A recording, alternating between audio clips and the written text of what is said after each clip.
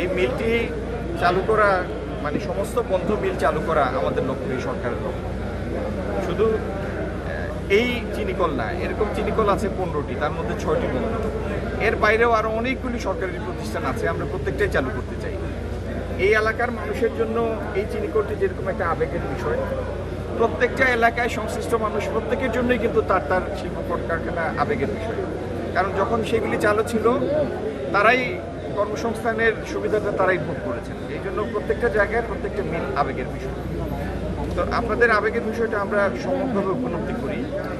আর অর্থনৈতিক বিবেচনা যেটা, একটা মিল যদি চালু থাকে সেখানে কর্মসংস্থান সৃষ্টি হয়, সেখান থেকে একটা রাজস্ব আহরণের প্রত্যাশা থাকে।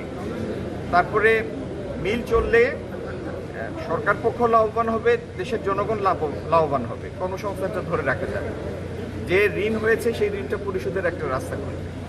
আমরা আগামী দিনে যে সিদ্ধান্তটা নিব, বক্তব্যে যেটা বলেছি সেটাই আপনাদেরকে পুনরাবৃত্তি করছি। একটা হলো ঈদ আসবে, সাথে ক্যাশব্যাকও আসবে। নিজের বা প্রিয়জনের জন্য কেনাকাটায় এবারও নগদ পেমেন্টে পাচ্ছেন দারুণ ক্যাশব্যাক। তাই যাই কিনুন, পেমেন্ট করুন নগদে। এই চিনিকলের সাথে সংশ্লিষ্ট আখ চাষিদের স্বার্থ যেন রক্ষা হয়, সেটা হলো একটা প্রাথমিক শর্ত, প্রাথমিক বিবেচনা। দ্বিতীয় প্রাথমিক বিবেচনা হলো এই চিনিকল চালু থাকলে যে পরিমাণ শ্রমিক ছিলেন তাদের স্বার্থের বিষয়।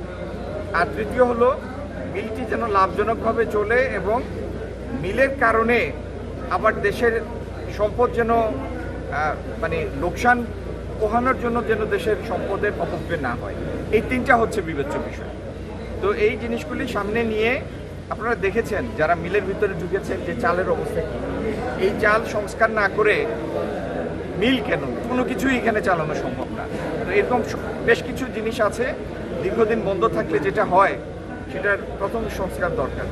এই সমস্ত জিনিস বিবেচনায় নিয়ে আমরা যারা বিশেষজ্ঞ আছেন, আমরা তো বিশেষজ্ঞ না, বিশেষজ্ঞদের নিয়ে বসে আমরা কি পদক্ষেপ নেওয়া যায়, কত দ্রুত নেওয়া যায় সেটা সেখানে স্থির। ধন্যবাদ।